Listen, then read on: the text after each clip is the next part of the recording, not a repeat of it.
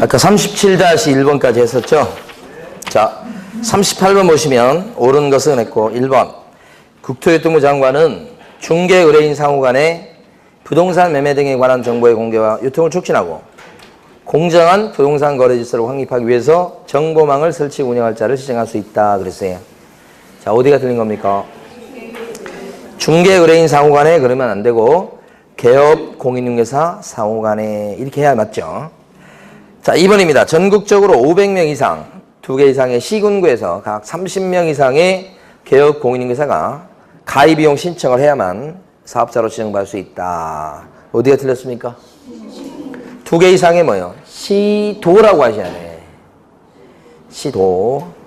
거기 숫자는 맞습니다. 500명 이상, 2군데 이상 시도, 그 다음에 30명 이상 숫자 맞고요. 3번. 법인인 개업 공인중개사는 거래정보 사업자로 지정을 받을 수가 없다. 맞는 거죠. 거래정보 사업자가 될 수 없는 이유가 뭐죠? 14조에 부동산 정보 제공이 업무로 들어가 있지 않기 때문에 그렇다. 4번. 거래정보 사업자로 지정을 받고자 하는 자는 운영규정을 만들어서 국장의 승인을 받아야 되겠다. 운영규정을 만들어서 국장의 승인을 받는 건 맞는데 시기가 틀렸어요. 거래정보 사업자로 지정을 받고자 하는 자가 아니고 받은 자죠. 절차상 보면 지정 신청을 하게 되고 그에 따라서 지정을 해주고 그리고 나서 그 다음에 운영규정을 만들어 승인받습니다. 순서가. 그 다음에 드디어 설치 운영. 이런 4단계를 거치게 되니까 이 운영규정을 만들어 승인받는 것은 지정받은 뒤에요. 요게 3개월 이내 승인 이렇게 되는 거고 신청이 들어가면 심사기간이 한 달입니다. 30일이죠. 30일. 한 달이라고 하면 안 되고 30일 이내 뭐예요? 지정 처분 이렇게 되죠. 그러니까 지정을 받고자 하는 자가 운영규정을 만들어 승인받는 게 아니고 지정을 뭐예요? 받은 자죠. 그죠? 4번 틀린 겁니다. 그 다음에 5번. 지정 신청자는 가입자인 개업공인중개사의 가입비용 신청서 및 개업공인중개사의 등록증 원본을 제출해야 되겠다. 자, 지정 신청할 때는 구비서류를 갖다 내야 됩니다. 구비서류 제출할 것 중에 보면 회원 500명 이상이 가입했는가를 확인하기 위해서 등록증, 중개사무실 등록증 사본을 내는 거죠. 원본이라고 해서 틀린 겁니다. 그 다음에 여기 공인중개사 자격증 사본은 구비서류입니까? 공인중개사 자격증 사본은 구비서류냐고요? 구비서류입니다. 원본이라고 출제됐었습니다. 원본이 아니고 사본입니다. 아주 중요하죠. 공인중개사 1명 이상 확보해야 되잖아요. 지정 요건이. 그래서 자격증 사본을 제출하시오. 이렇게. 자, 근데 여기요. 지정 신청할 때 구비서류 보면 약관인 운영규정 들어갑니까? 안 들어가는 게 지정받고 나서 그 다음에 운영규정을 만들어 승인받죠. 그러니까 운영규정은 지정 신청할 때 구비서류에 들어가지 않는다. 구비서류요. 이렇게 지정 신청할 때는 수수료 내던가요? 내란 소리가 없었죠. 그래서 5번은 등록증 사본이라고 해야 됩니다. 5번 틀렸죠. 자, 정답은 3번이었고 38-1번 풀어보십니다.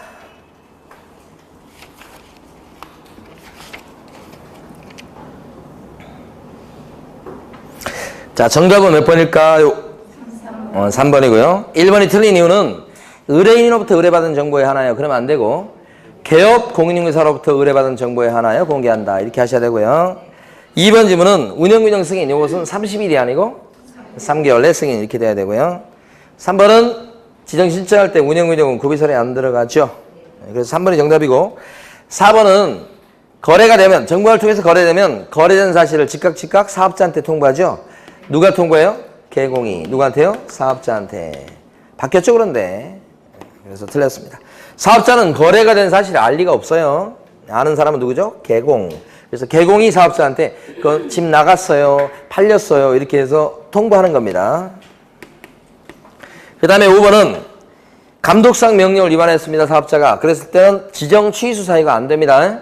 이건 500만 원 이하의 과태료 사유만 됩니다. 그러니까 500만 원 이하의 과태료 사유 관련해서 암기해 두실 때 사업자의 운명 요걸 암기를 해두세요. 사업자에 대해서 500 과태료 되는 건 2가지입니다. 사업자의 뭐라고요? 사업자의 운명 이렇게. 요 운자가 뭐죠?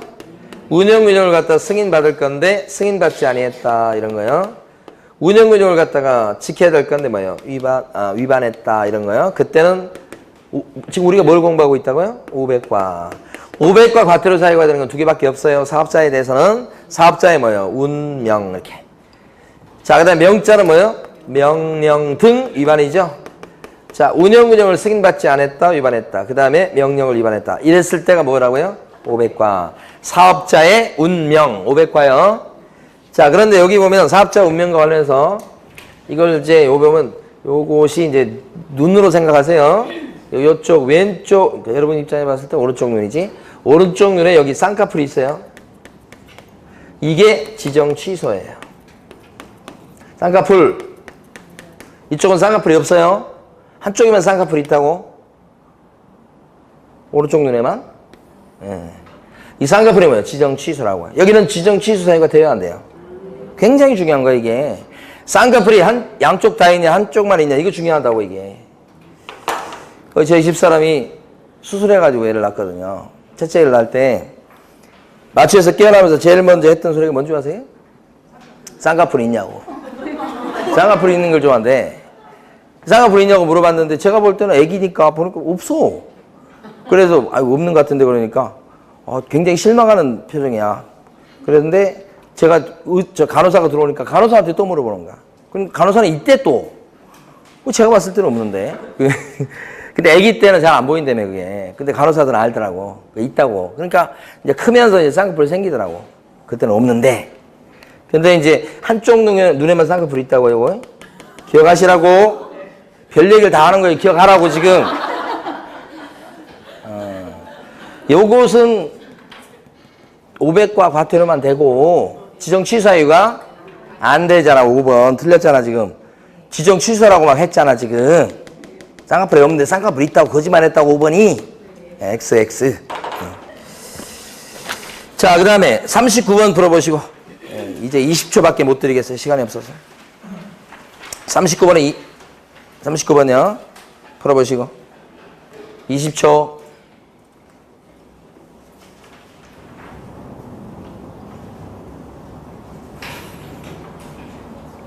자, 정답 몇 번이게요? 5번입니다. 1번 같은 경우는 상태에 관한 자료 요구를 해야 된다가 아니고 할 수 있다. 근데 같이 알아줄 것은 누구에게 요구할 수 있죠? 누구에게? 매도인, 임대인한테요. 매수인, 임차인 그러면 틀려요. 거기도 두 군데를 조심하셔야 돼요. 1번 지문에서는. 그 다음에 2번은 확인 설명은 취득 의뢰인한테 하는 거 맞는데 언제 설명하죠? 체결된 때가 아니에요. 체결되기 전이지. 2번 틀렸죠? 3번은 어디가 틀렸어요? 근거자료를 교부해야 된다가 아니고 제시, 보여줘야 된다 이렇게 돼 있어요. 법상. 줘야 될 의무까지는 없어요. 그러니까 교부가 틀렸어요. 교부 대신 제시해야 된다. 4번 어디가 틀렸어요? 법인일 때는 대표자가 서명 및 날인이요. 대표자. 임원 사원이 아니고. 분사무소일 때는 누가 해야 될까? 책임자가 서명 및 날인이지. 임원 사원이 틀렸어요. 임원 사원이 아니고 뭐라고 고쳐야 된다고? 대표자. 어렵죠. 그 다음에 5번은 거래계약서 보존기간이라고 착각하시면 안 돼. 첫 줄에 거래계약서 나왔지만 둘째 줄에 보면 서면으로 작성하여 그 서면은 확인설명서예요. 확인설명서의 보존기간을 묻고 있는 거예요. 그러니까 3년이 맞는 거예요. 거래계약서라고 착각하기 쉬워요. 5번. 착각하신 분들은 반성하셔야 돼. 자, 정답 5번이고요. 그 다음에 39-1번 풀어보시고.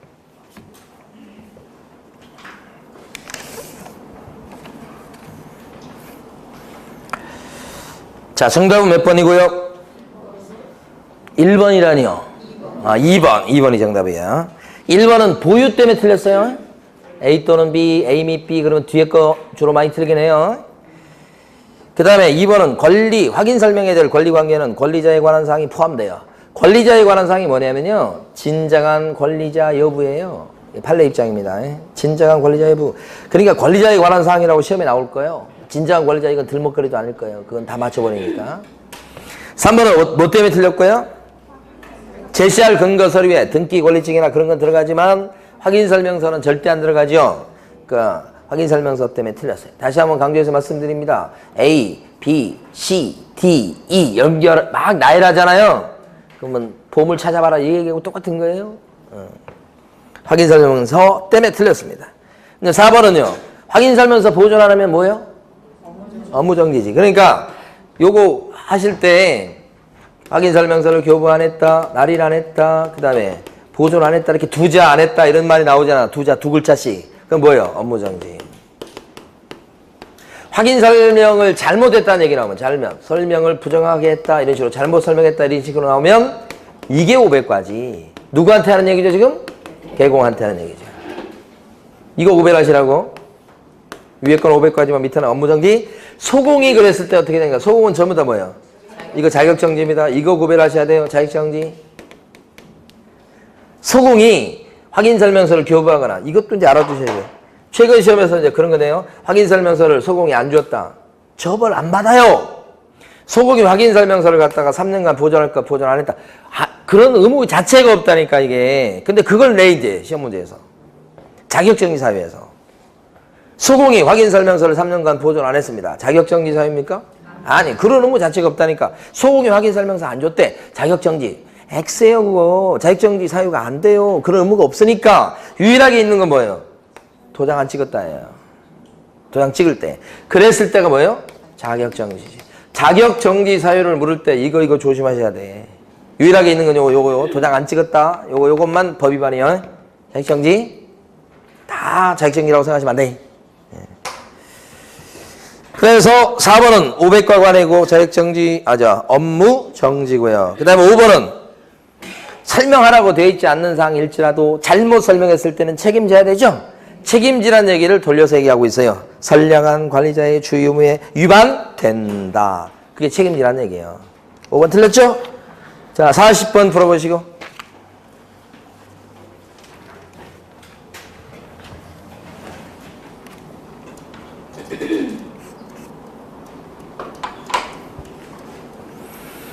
옳은 것은 그렇습니다.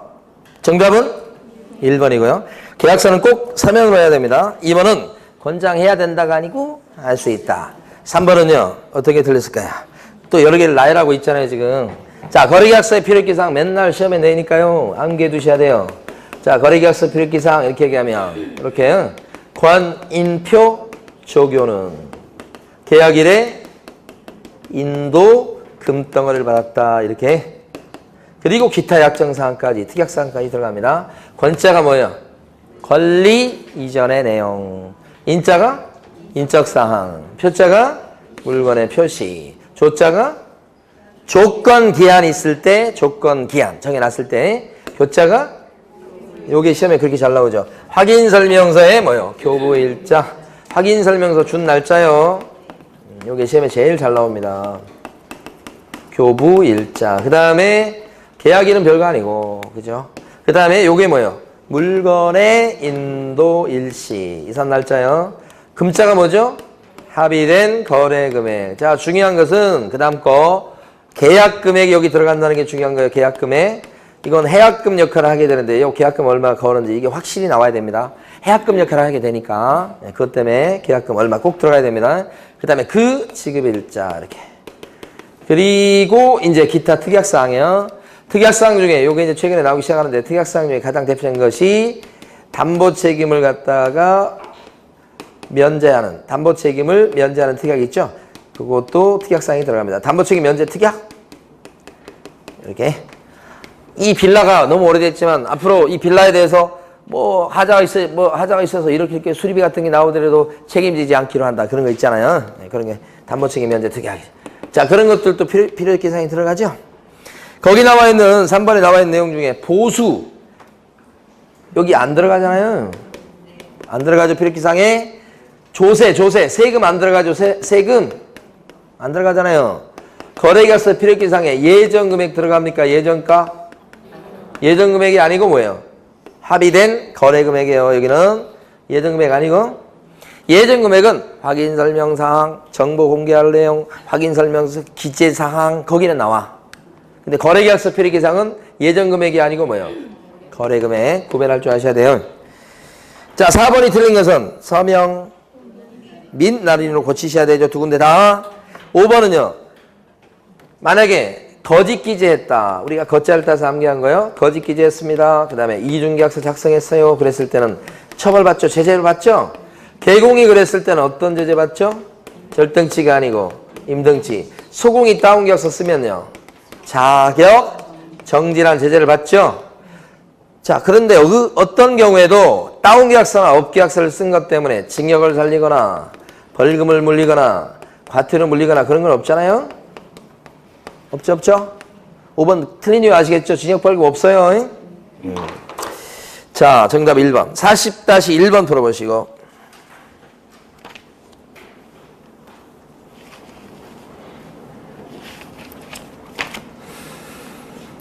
자, 정답 몇 번일까요? 쉬운 문제인데. 5번이고요.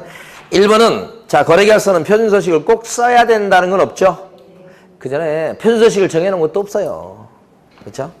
그러니까 아무 서식이나 쓸 수 있는 겁니다. 계약서는, 매매계약서 이런 거. 그 다음에 확인설명서 교부일자는 들어가는 거 맞죠? 이거는? 아니다 했기 때문에 틀리고. 3번은 소공이 거짓 기재했을 때는 뭐라고 그랬어요 아까? 자격정지, 과태료 그러면 안 되고요. 4번 모든 임원이 다 계약서 쓸 수 있습니까? 자격증 있는 임원만 또는 사원만 계약서 쓸 수 있으니까 틀렸고요. 5번 아실 거고. 자, 넘어갑니다. 44-2번은 너무 쉬워요. 41번 풀어보십니다.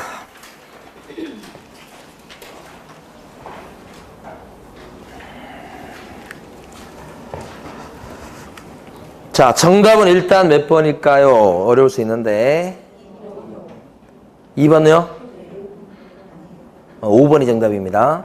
자, 보시면 개공이 배상 책임을 지는 경우, 개공이 그 원인된 행위는 두 가지입니다. 하나가 중개행위예요.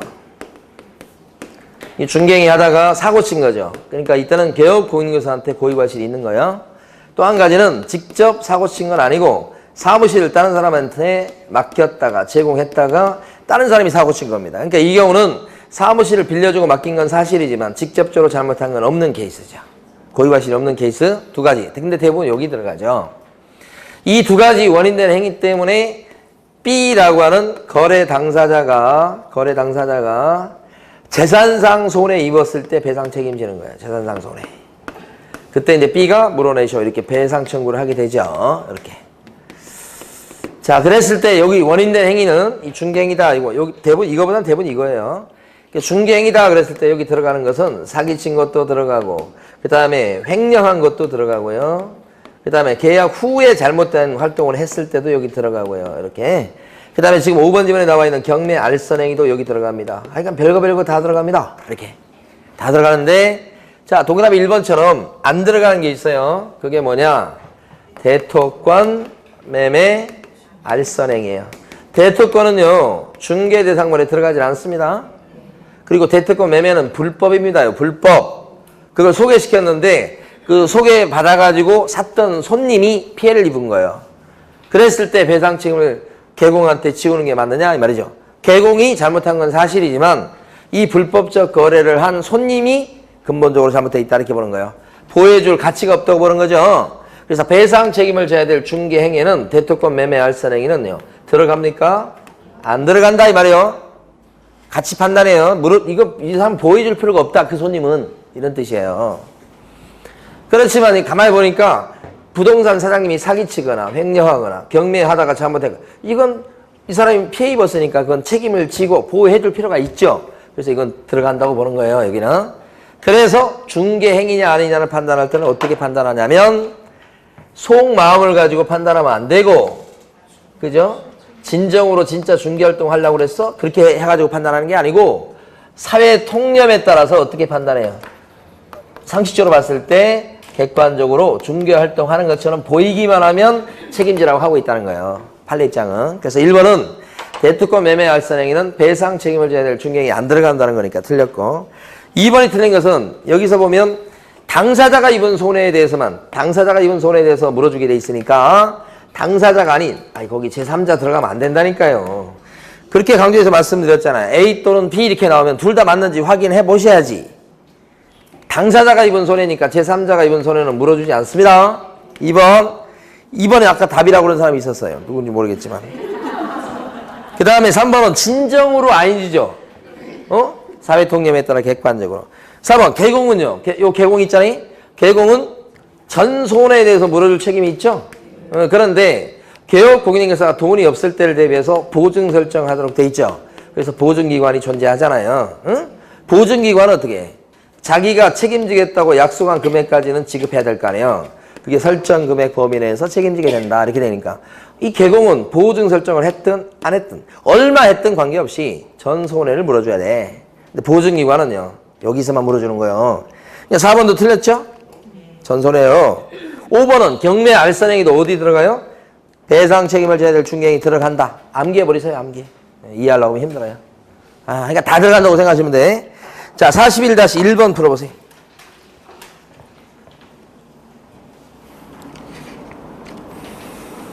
자, 정답은 몇 번일까요? 2번이고요. 정답은 좀 쉽습니다. 1번은 개설 등록 전까지 그러면 안 되고 업무 개시 전. 보증 설정 시기요. 꼭 알아두셔야 돼요. 개설 등록 전이 아니고 업무 개시 전. 자, 2번은 맞고요. 3번 조심하셔야 돼. 3번 최근에 2번 나왔습니다. 어디가 틀렸을까요? 보증 내용을 설명하는 것은 언제 설명해 주게 돼 있어요? 중개가 완성된 때죠. 중개 대상물에 대한 확인 설명하고 달라요. 중개 대상물에 대한 확인 설명을 언제 하는 거죠? 중개 완성되기 전. 보증 내용 설명을 언제 하는 거죠? 완성된 때. 잘 구별해 두셔야 돼요. 4번 이유는 지역 용역도 본인 설정해야 되죠? 언제까지냐 그러면 똑같아요. 업무 개시 전. 그래서 제일 마지막에 틀렸어요. 등록관청에 신고도 해야 돼요. 물론 액수는 이제 1,000만 원 이상인 게 독특한데 보증 설정 신고도 해야 된다는 게 맞죠. 그러니까 끝부분이 틀렸습니다.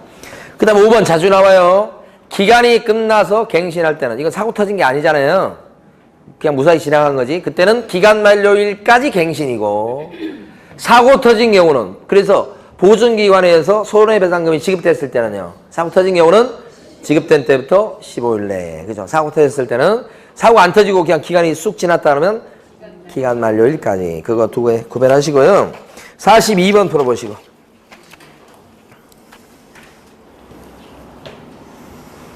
자, 정답은 몇 번일까요? 1번이라고 하시면 어디 계세요? 1번. 자, A 또는 B 그러면 둘 다 맞는지 꼭 확인하시라니까 1번에서. 자, 예치명의자는 개별 공인인계사 또는 제3자입니까?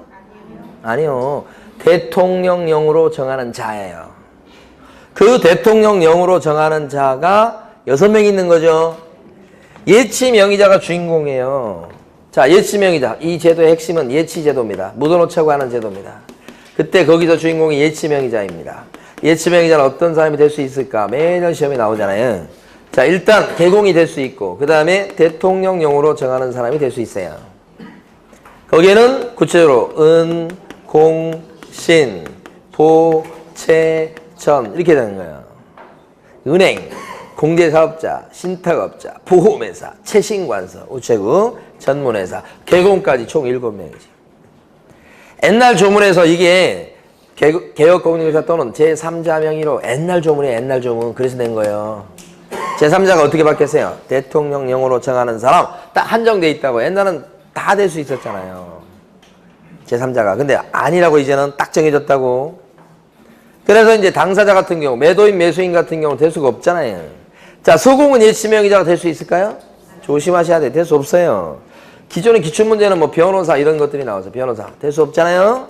딱 정해져 있잖아요. 제3자 그러면 될 수 있었잖아요. 이렇게 바뀌었다고 해요. 중요하죠. 이렇게 나올 가능성이 높은 거예요. 그 다음에 2번은 언제까지 묻어놓자는 거예요. 언제까지 묻어놓읍시다 그렇게 하는 거예요. 그렇지. 이행이 완료될 때까지. 2번도 틀렸죠. 그 다음에 3번에 보면 예치기관 나오는데 예치기관은 딱 정해져 있죠. 금융기관, 공제사업자, 신탁업자, 그 다음에 뭐요? 등등등. 예치기관 그렇게 중요한 건 아니지만 등자가 있기 때문에 3번처럼 하나요. 신탁업자에 하나요. 그러면 여기서 끊으면 틀리죠. 등등등 이것 때문에 틀리고. 4번은 공제사업자는 여기 나오잖아요. 여기. 예치명의자 될 수 있죠. 공제사업자 여기 공짜 또 나와. 공제사업자는 예치기관도 될 수 있으니까 틀린 거지. 5번은 그냥 다 종합한 거죠. 개공은 이행이 완료될 때까지 맞고 개업 공인인계사 명의로 이 사람 명의로 이런 뜻이에요. 이 사람 명의로 개공의 명의로 그죠? 어떤 돈을 중도금을 묻어놓을 수 있지. 중도금 잔금까지 중도금을 갖다가 누구에게 예치할 것을 공제사업자. 공제사업자가 예치기관이에요. 여기서 여기다가 돈을 넣어놓자고 권고할 수 있다. 5번은 그러니까 맞는 거지. 자, 42-1번 풀어보시고.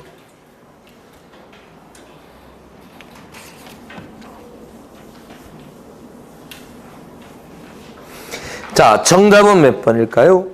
1번입니다. 1번에 보면 개공이 예치명의자가 됐습니다. 그러면 개업 공인중개사인 예치명의자는 막 의무가 생기죠.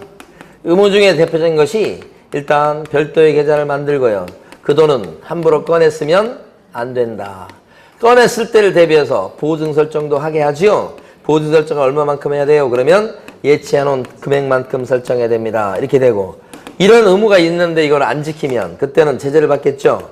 그 제재가 뭐예요? 업무정지다. 두 번이나 시험에 나왔던 거 영업정지 사유죠. 그래서 1번이 맞는 거고요.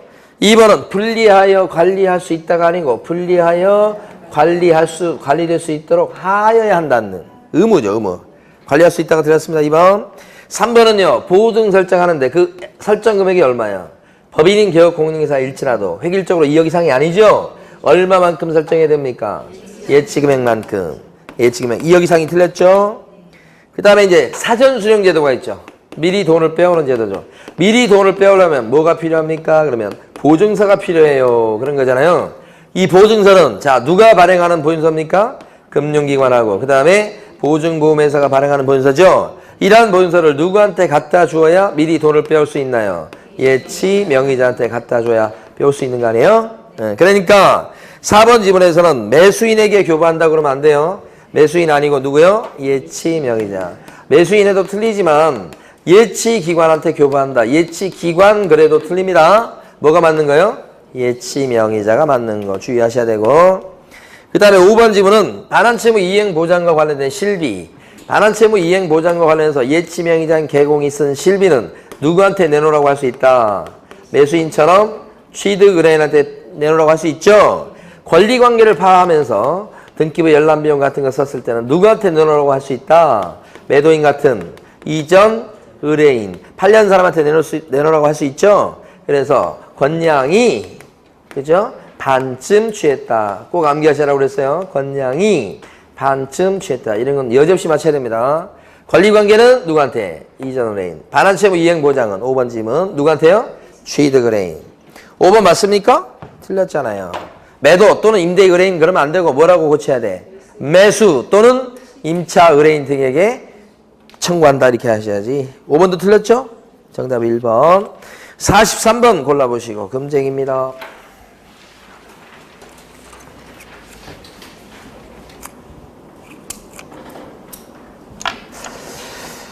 정답 몇 번일까요? 정답은요? 2번입니다. 2번. 기억번은요. 주택청약통장이 금지증서입니다. 통장, 딱지 이런 거. 그래서 금지증서, 증서 매매한 거 알선하면 금쟁이. 그죠? 2번 상가권리금 계약을 알선했다. 이건 상가권리금 계약은 중개활동이 아니에요. 그래서 권리금 10%를 챙겨도 많이 받았다고 해도 초과보수가 되지 않습니다. 금쟁이 아니고. 디귿번은요. 누구랑 지금 계약을 체결했습니까? 대리인이랑 앉아서 계약을 체결했죠? 본인하고 한 거하고 똑같아요. 그럼 이게 뭐가 돼요? 직접거래. 금쟁이죠? 1번은요. 당좌 수표를 받았는데 그게 액면가가 굉장한 금액이었어요. 나중에 부도나서 실제 한 푼도 못 챙겼다. 그래도 뭐예요? 금쟁이. 당좌 수표 나오면 무조건 금쟁이에요. 볼 것도 없어요. 미음번은요. 의뢰인을 대신해가지고 개공이 대신했다는 얘기죠? 타인에게 중개사무를 임대하는 행위. 이건 뭐라고 그래? 이걸 직접거래라고 그러지 않죠? 한쪽을 갖다 편들어서 상대방과 계약하는 거니까 이걸 일방 대리죠. 금쟁이 아니죠? 금쟁이에 해당되는 것은 금쟁이가 아닌 것은 니은번하고 미음번 두 개죠. 정답 2번. 자, 밑에 43-1번 들어보시고.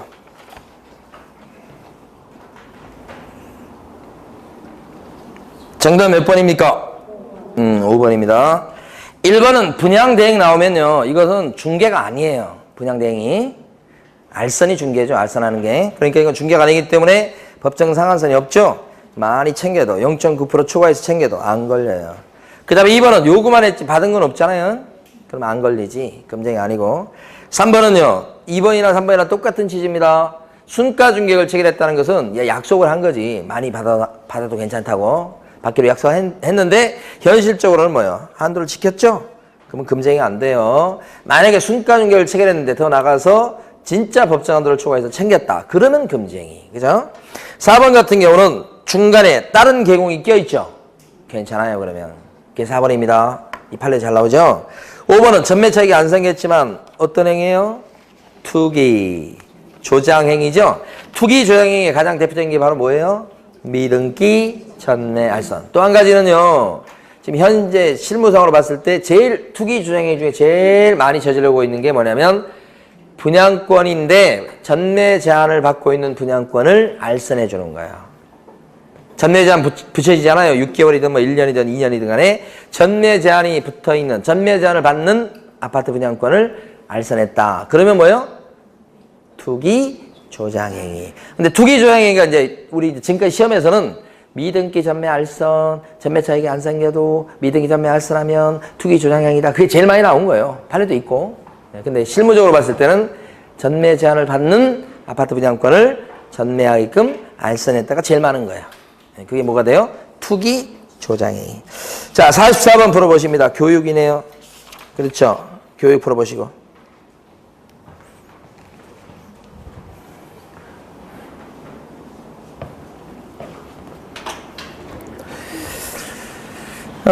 자, 교육은 4가지가 있죠. 그래서 실무교육이라는 게 있고, 원칙적으로. 그 다음에 또 시장 진입할 때 받는 교육 중에 직무교육이 또 있잖아요. 그 다음에 또 뭐가 있냐면, 실무교육 받고 2년마다 연수교육 받는 게 있고요. 재교육이죠. 그 다음에 이제 일하다가 중간에 받는 사고 예방교육이 또 하나 있습니다. 이렇게 4가지죠. 예. 자, 1번 보시면, 일단 답은 몇 번이에요? 4번이고요. 1번은 어디가 틀렸을까요? 제가 강조해서 여러 번 말씀드리는데. 뒤에 등록관청이 틀린 거예요. 여기 보면 실무교육의 실시권자, 여기도 시도의사, 여기도 시도의사요. 근데 직무교육의 실시권자는 어떻게 돼? 여기가 시도의사 또는 등록관청이죠. 그러면 여기를, 요 등록관청을 여기다 낼 가능성이 굉장히 높은 거예요. 1번처럼. 1번 틀린 거 아시겠죠? 그 다음에 2번, 직무교육 대상자는 누구죠? 얘 특징이 있는데, 직무교육 대상자는 중개보조원으로 취직할 사람이죠? 우리 실무교육은요, 신규 등록하는 사람이죠? 또 누구냐면 소공으로 취직할 사람이지. 아시겠죠? 보조원으로 취직할 사람은 직무교육. 뭐 때문에 틀렸어요, 2번은? 앞에 있는 소공 때문에 틀린 거잖아요, 또. 그 다음에 3번, 실무교육 시간. 이 교육 시간은 어떻게 돼요? 32시간 이렇게 안 되는데 28, 32 이렇게 되고, 요 연수교육이 12, 16 이렇게 되고, 요게 선호 시간이죠? 이렇게. 3번 틀렸고, 그 다음에 4번은 이거죠, 이거. 고용관계가 종료되고 나서 1년이 안 돼서 다시 등록할 때는 면제죠. 자, 여기서 알아두실 게 이 2가지 교육은 있잖아요. 공통점이 있어요. 고용신고일 전, 고용신고하는 날, 이때 기준에서 전 1년 이내. 그러니까 최근 1년 이내 실무교육 받은 게 있을 때 고용신고 될 수 있고, 그 다음에 등록신청일 등록신청일 전 1년 이내. 그러니까 최근 1년 이내 받은 실무교육이나 직무교육이 있을 때, 그죠? 그때 써먹을 수 있다, 이런 얘기예요. 그런 얘기 하고 있는 것이 지금 4번이죠? 아, 그거 아니군요. 네.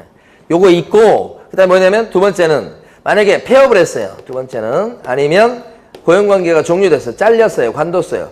그때부터 1년이 안 돼가지고 다시 신규 등록하거나 신규 오픈하거나 또는 고용신고해서 취직하려고 한다. 그랬을 때는 우리 실무교육이나 직무교육을 어떻게 면제하는 거죠?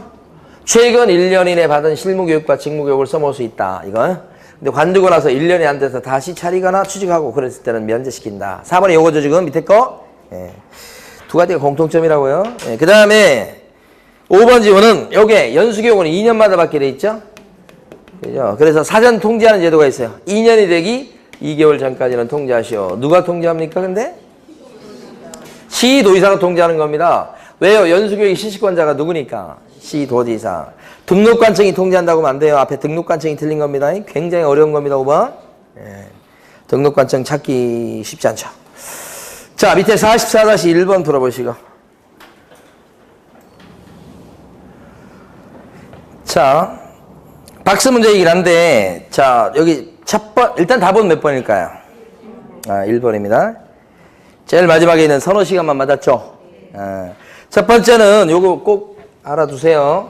실무교육과 연수교육의 교육 내용이 틀리는데, 여기 실무교육은 직무 수행에 필요한 법률 지식, 그 다음에 중개 경영 실무, 그 다음에 직업윤리 등 이렇게 나오고요.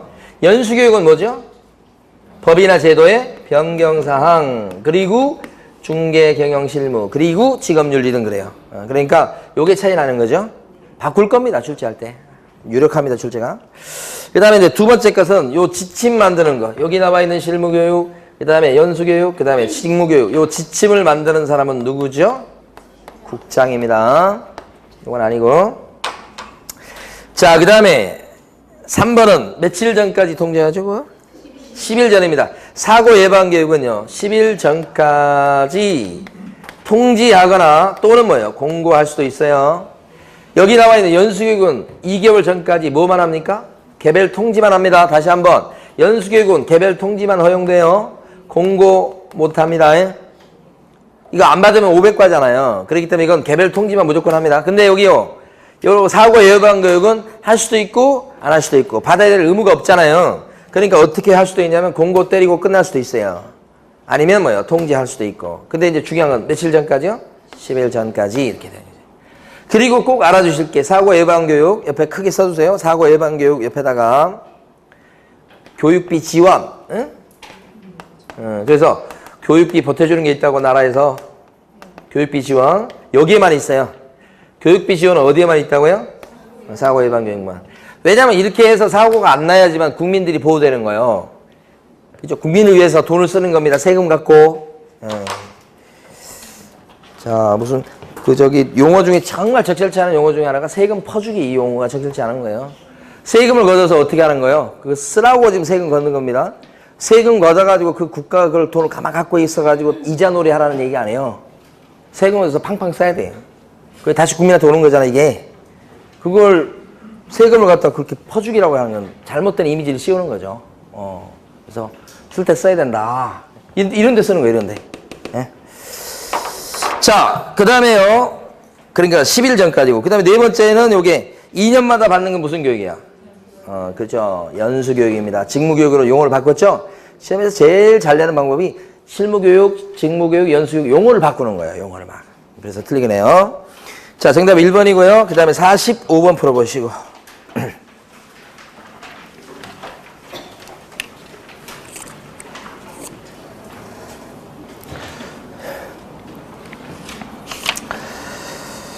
자, 정답은 몇 번일까요? 1번입니다. 초과 부분만 무효라는 거. 그 다음에 2번 지문은 2번이 좀 어려워요. 둘째 줄을 보면 다만, 그 다음에 무효 취소 해제했을 때는 수수료 못 받는다 그렇게 했잖아요. 근데 그거 다만 다음에 개업 공인중개사의 고의과실로 인하여 요 말이 들어가줘야 돼요. 어렵습니다. 개업 공인중개사 때문에 계약이 깨졌어야지 보수를 못 받는 겁니다. 그래서 어려워요. 조문을 그대로 쓴 거지만 그 개업 공인중개사의 고의과실로 인하여를 빼버린 겁니다. 빠지면 틀리다고요. 네. 3번은 영수증 못 써주는 거 이건 아시겠죠? 못 써주는 게 아니라 써주는 뭐가 없는 거 아실 거고, 매수신청 대리 보수에 대한 영수증은 써주는 거고요. 중개 보수 영수증은 안 써주는 거고요. 아시죠? 왜 아는 체를 안 하죠?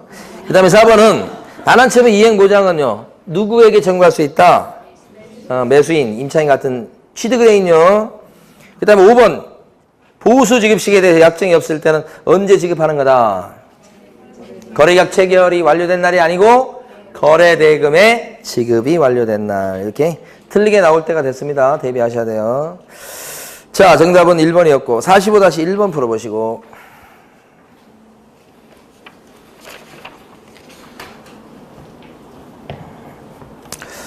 옳은 것은 했고 정답은 5번입니다. 제일 끝에 거. 1번은 어디가 틀렸냐면요, 쌍방한테 각각 받되 앞부분을 맞는데요, 뒤에 보면 쌍방으로부터 받을 수 있는 한도는 여기 틀린 거죠. 한도란 글자가 오면 반드시 앞에는 일방만 와야 됩니다. 일방 한도입니다. 일방 한도. 공식처럼 기억해 두시고. 그 다음에 또 한 가지는 그 첫 줄에 보면 주택 가로 열고 부속 토지 포함이라고 돼 있죠. 주택이 깔고 앉아있는 땅 가격을 포함시켜서 주택으로 복비 계산하는 겁니다. 그러니까 부속토지 뭐라고 그래야 돼요? 포함. 제외라고 내면 틀린 거죠. 그것도 대비하셔야 됩니다. 부속토지 뭐요? 포함. 그 다음에 2번은 중개대상물 소재지가 아니고 뭐예요? 사무소 소재지. 조례 따라갑니다. 3번은 주택 이외의 물건이니까요. 국토부령으로 정합니다. 국토부령이 정하는 범위 안에서 상호 협의합니다. 이렇게 나와야 되고 주택의 물건은 시도 조례표가 없지요. 주택 외의 물건은 시도 조례표 자체가 없죠. 그래서 3번 틀리고요. 4번은요. 주택의 물건에 들어가는 토지나 상가 같은 것은 거래의 종류나 거래 금액을 불문하고 최고 0.9%까지 막 받게 되죠. 그러니까 거래의 종류나 거래 금액에 따라서 받을 수 있는 최고 보수가 0.9%로 하나밖에 없죠. 그러니까 토지 매매도 0.9, 임대차도 0.9, 땅 1억짜리도 0.9, 100억짜리도 0.9 그런 뜻이에요. 4번 틀렸죠? 5번 지문은 같은 연장선상입니다. 임대차니까 0.8이라고 생각하시면 안 돼. 상가 매매도 0.9, 상가 임대차도 0.9. 정답 몇 번이에요? 5번이에요. 그래서 맞는 게 5번이에요. 5번 상가 임대차 나왔을 때 0.8 그러면 안 된다고요? 0.9가 맞다고요? 처음 듣는 거 아니죠? 쉬겠습니다.